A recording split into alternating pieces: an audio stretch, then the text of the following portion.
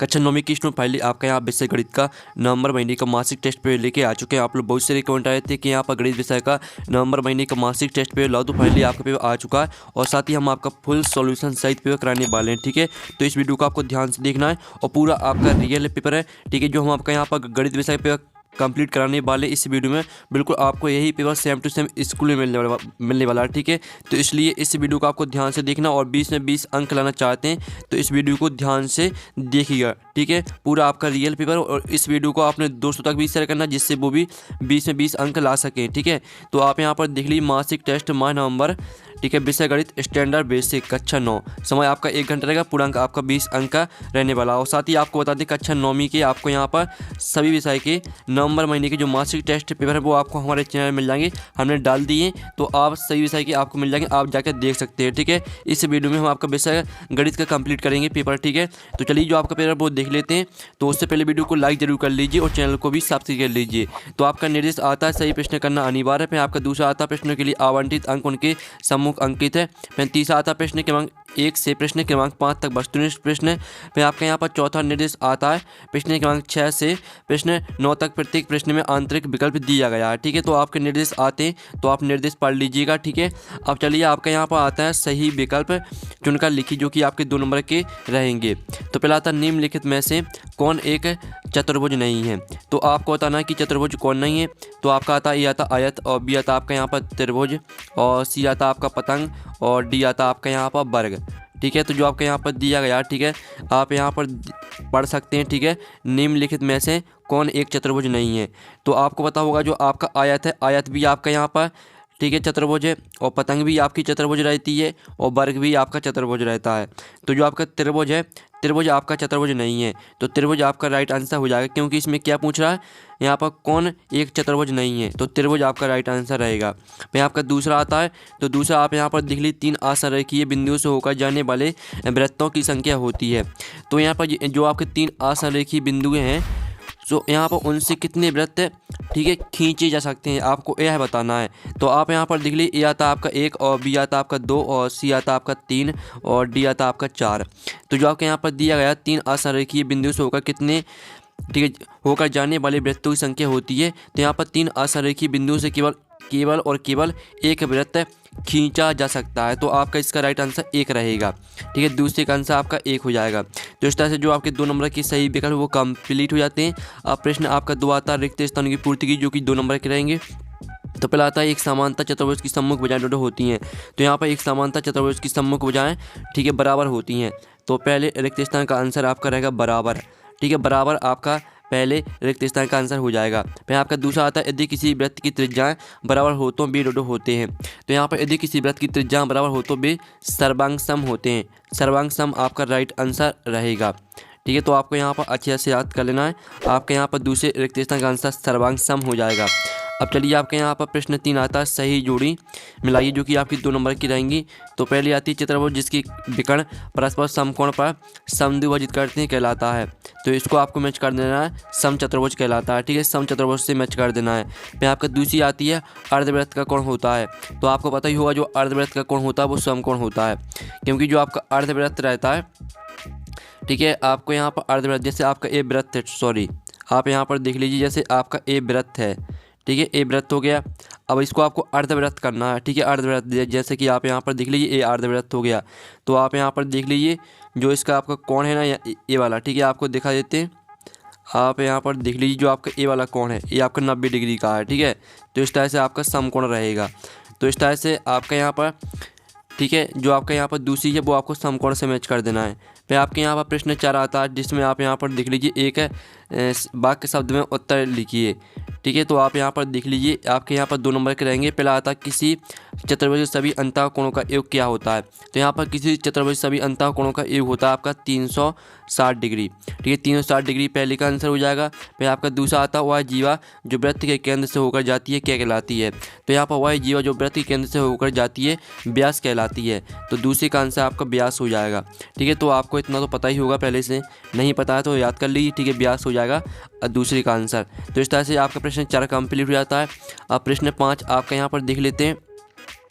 तो प्रश्न 5 आता है निम्नलिखित के लिए सत्य असत्य लिखी जो कि आपके 2 नंबर के रहेंगे। तो पहला आता है यदि ए बी और सी एक रेखा पर स्थित 3 बिंदु हैं और बी बिंदुओं ए और सी के बीच में स्थित है तो A B plus B C बराबर ए सी है। तो आपका जो पहला रहेगा बिल्कुल यहाँ पर रहेगा, ठीक है, सत्य। पहला आपका यहाँ पर सत्य रहेगा, ठीक है। फिर जो आपका यहाँ पर दूसरा आता है दिए गए वृत्तखंड में आंतरिक कोण न्यून कोण होता है तो दूसरा आपका असत्य हो जाएगा, ठीक है। दूसरा रहेगा आपका असत्य। तो जो आपका पहला है वो सत्य रहेगा, दूसरा असत्य रहेगा, ठीक है। इस तरह से जो आपके सत्य असत्य वो कंप्लीट हो जाती है। हमने आपके 2 नंबर के सत्य असत्य करा दिए। अब प्रश्न आपका 6 आता है, ठीक है। प्रश्न देख लीजिए, फिर इनके आंसर भी हम बताएंगे। वृत्त की परिभाषा लिखिए। फिर आपका आता है किसी चक्रीय चतुर्भुज में कोण ए बराबर 100 डिग्री, कोण बी बराबर 50 डिग्री और कोण डी बराबर 130 डिग्री, तो कोण सी का मान निकालना है, ठीक है। जो इनके आंसर वो भी हम बताने वाले। पहले आप यहाँ पर क्वेश्चन को ध्यान से देख लीजिए, ठीक है। अब चलिए आपके यहाँ पर आता है 7वां समानता चतुर्भुज के 2 गुणधर्म लिखिए अथवा आता दर्शाइए कि एक वर्ग के विकर्ण बराबर होते हैं। फिर आपका यहाँ पर देख लेते हैं, ठीक है। आपका यहाँ पर 8वां आता सिद्ध कीजिए कि वृत्त के केंद्र से जीवा पर डाला गया लंब जीवा को समद्विभाजित करता है। फिर इसका अथवा आता है सिद्ध कीजिए कि सर्वांग वृत्तों की बराबर जीवा उनके केंद्रों पर बराबर कोण आंतरिक करती हैं। फिर आपका 9वां प्रश्न आता है दर्शाइए कि ए बी सी एक त्रिभुज है और सी समकोण है। कर्ण ए बी के मध्य बिंदु एम से होकर बी सी की समानता एक रेखा ए सी और डी पर प्रतिष्ठित करती है। इसका अथवा देख लीजिए, ठीक है। तो चलिए जो इनके आपके यहाँ पर प्रश्न आपका जो 6 प्रश्न 6 में का अथवा और जो आपका प्रश्न 7 में का अथवा, प्रश्न 8 में का अथवा, ठीक है। और प्रश्न 9 और प्रश्न 9 में का अथवा जो इनके आंसर वो देख लेते हैं। तो स्टूडेंट आप यहाँ पर देख लीजिए जो आपका प्रश्न 6 दिया गया था वृत्त की परिभाषा लिखिए। तो ये आपका प्रश्न 6 में का आंसर, ठीक है।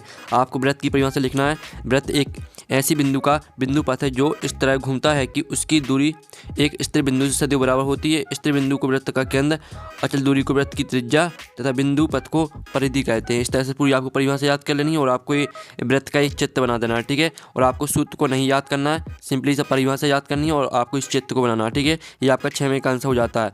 और जो आपका 6 में का अथवा दिया गया था किसी चक्रीय चतुर्भुज में कोण ए बराबर 100 डिग्री, कोण बी बराबर 50 डिग्री, कोण डी बराबर 130 डिग्री, तो आपको कोण सी का मान निकालना था। तो आप यहाँ पर देख लीजिए आपका 6 में का अथवा का आंसर, ठीक है। क्योंकि ए बी सी डी एक चक्रीय चतुर्भुज है इसलिए कोण ए प्लस कोण सी बराबर 180 डिग्री और आपका कोण बी प्लस कोण डी बराबर 180 डिग्री, ठीक है। आप यहाँ पर देख लीजिए हमारे पास कोण ए बी और कोण डी के मान दिए गए हैं, इसलिए हम पहले समीकरण का उपयोग करके कोण सी का मान ज्ञात कर सकते हैं। तो आप यहाँ पर देख लीजिए इस तरह से आपका यहाँ पर कोण सी का मान रहेगा कोण सी का मान आपका 80 डिग्री निकल के आ जाएगा, ठीक है। आपका यहाँ पर 6 में का अथवा का आंसर, ठीक है। ये आपका 6 में का अथवा का आंसर हो जाता है। फिर जो आपका यहाँ पर 7वां प्रश्न है यहाँ पर दिए थे समांतर चतुर्भुज के आपको 2 गुणधर्म लिखने थे, ठीक है। ये आपका 7 में का आंसर है। आप यहाँ पर देख लीजिए आमने सामने की भुजाएं बराबर और समांतर होती हैं और आमने सामने के कोण बराबर होते हैं। ये आपके 2 गुणधर्म, ठीक है, 2 गुणधर्म कंप्लीट हो जाते हैं। ये आपका 7वें का आंसर करा दिया है। आप 7वें का अथवा का आंसर देख लेते हैं जिसमें आपको सिद्ध करना था कि दर्शाइए कि एक वर्ग के विकर्ण बराबर होते हैं। तो आप यहाँ पर देख लीजिए वृत्त के केंद्र से जीवा पर डाला गया लंब जो आपके यहाँ पर दिया गया दर्शाइए कि एक वर्ग के विकर्ण बराबर होते हैं। तो जो आपके 7वें का अथवा का आंसर है उसे आपको खुद करना है। ये आपका यहाँ पर 8वें क्वेश्चन का आंसर है, ठीक है। जो आपका 8वां क्वेश्चन दिया गया था सिद्ध कीजिए कि वृत्त के केंद्र से जीवा पर डाला गया लंब जीवा को समद्विभाजित करता है। तो ये आपका 8वें का आंसर, ठीक है। 8वें का आंसर है ये आपका वृत्त के केंद्र से जीवा पर डाला गया लंब उसे समद्विभाजित करता है कोण, ठीक है, OLA तथा कोण OLB में। आप यहाँ पर देख लीजिए त्रिभुज लिखा है, त्रिभुज OLA तथा त्रिभुज OLB में। ये आपका ए वाला त्रिभुज और आपका ए वाला त्रिभुज, ठीक है। इन दोनों त्रिभुज में यहाँ पर लिया है, ठीक है। OL ओवाइनेस्ट है, जो आपके यहाँ पर OL दी गई है ये आपकी ओवाइनेस्ट है। और साथ ही आप यहाँ पर देख लीजिए त्रिभुज कोण OLA बराबर कोण OLB। तो आप यहाँ पर देख लीजिए कोण OLA और आपका कोण OLB ये आपके दोनों 90 डिग्री के, ठीक है। फिर आप यहाँ पर देखिए OA बराबर OB, ठीक है। एक ही वृत्त की त्रिज्याएं हैं जो आपके यहाँ पर दी OA बराबर OB ये आपकी 2 त्रिज्याएं हैं, ठीक है। इस तरह से आपको इसको यहाँ पर सिद्ध करना, ठीक है। और इस साइड देख लीजिए इस तरह से आपका यहाँ पर त्रिभुज OLB सर्वांग त्रिभुज OLB, ठीक है। इस तरह से आपका सिद्ध हो जाता है और L बराबर LB, ठीक है। तो आप यहाँ पर देख केंद्र O से जीवा AB पर डाला गया लंब उसे, ठीक है, 2 बराबर भागों में समद्विभाजित करता है। तो इस तरह से आपका यहाँ पर सिद्ध हो जाता है। ये आपका 8वें का आंसर हो जाता है। फिर जो आपका 8वें का अथवा दिया गया था सिद्ध कीजिए कि सर्वांग वृत्तों की बराबर जीवा उनके केंद्रों पर बराबर कोण आंतरिक करती हैं। तो ये आपका 8वें का अथवा का आंसर। सबसे पहले तो आपको यहाँ पर देते हैं आपको चित्ते यहाँ पर बनाना है, ठीक है। 2 वृत्त आपको बनाने, फिर आप यहाँ पर पूरा आंसर एक साथ देख लीजिए, ठीक है। ये रहा आपका 8वें का अथवा का आंसर, ठीक है। अब चलिए आपका 9वें क्वेश्चन का आंसर देख लेते हैं। ये आपका 9वें क्वेश्चन का आंसर है पूरा, ठीक है। इसका भी स्क्रीनशॉट ले लीजिए, आपका 9वें क्वेश्चन का आंसर है और ये आपका 9वें का अथवा का आंसर, ठीक है। पहले तो आप यहाँ पर इतना स्क्रीनशॉट ले लीजिए, आपका 9वें का अथवा का आंसर है। इतना स्क्रीनशॉट लेने के बाद फिर आप यहाँ पे इतना स्क्रीनशॉट और ले लीजिए, ठीक है। इस तरह से आपका यहाँ जो पूरा पेपर है वो कंप्लीट करा दिया विथ सॉल्यूशन सहित है। और साथ ही पेपर का PDF डाउनलोड करना चाहते हैं तो लिंक वीडियो के डिस्क्रिप्शन में दी गई, तो आप वहाँ से पेपर PDF डाउनलोड कर सकते हैं। और साथ ही आपको यहाँ पर कक्षा 9वीं के सही विषय के नवंबर महीने की जो मासिक टेस्ट पेपर है वो हमने डाल दिए, तो आप हमारे चैनल में जाकर देख सकते हैं। तो नेक्स्ट वीडियो में थैंक्स फॉर वॉचिंग।